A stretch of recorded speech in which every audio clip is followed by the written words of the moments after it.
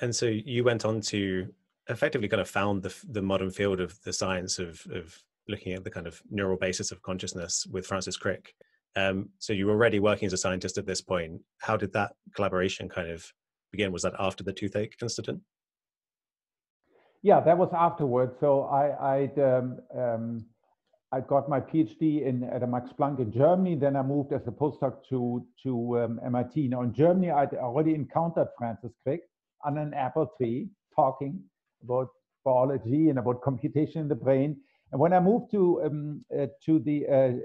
MIT, I started thinking about things that he was also interested in, having to do with attention and attentional selection and the saliency map. And then he invited me and a co-author of mine out to do his favorite activity, which is discussing from morning breakfast all the way till after dinner.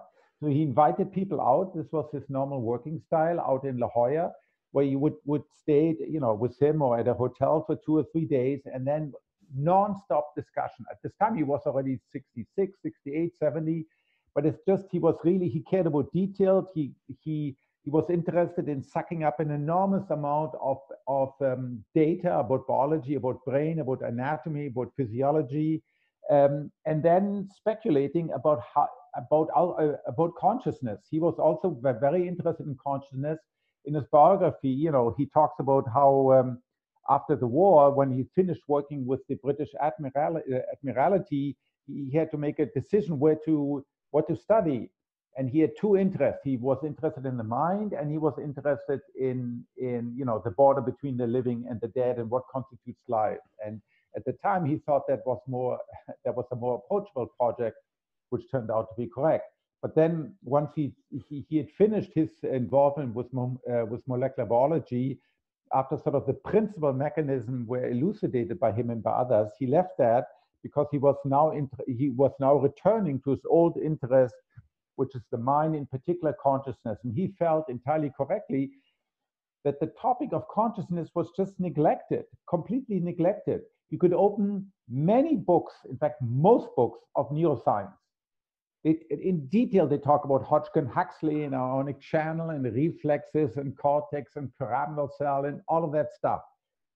But they would completely leave out what it feels like to be the owner of a brain. And the biggest thing about having a brain is that enables you to be conscious, that you can see, you not only act like a robot or like a zombie, but you actually have a feeling. I actually have a picture in my head. I have a movie in my head. I hear you, I hear myself, I hear other things. I feel pain, I feel pleasure. If you look at a textbook of anesthesiology, typically, now it's slightly different. You look under the index on consciousness, either there's no entry there or it's just loss of consciousness under anesthesia. But they weren't concerned specifically with what is it, how does this subjective feeling, the qualia and all of those things, how do they arise? And I had, as we talked about before, I had the same feeling that if there is no satisfactory empirical testable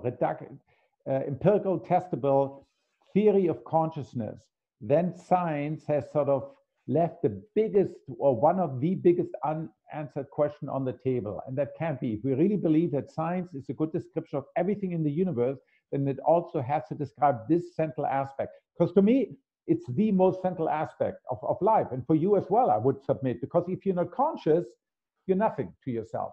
In deep sleep, you're simply not there. Under anesthesia, you're simply not there. If you're dead, presumably, you're simply not there. So in some sense, it is the most important datum of who you are and of your life. And so science has to be able to explain that ultimately.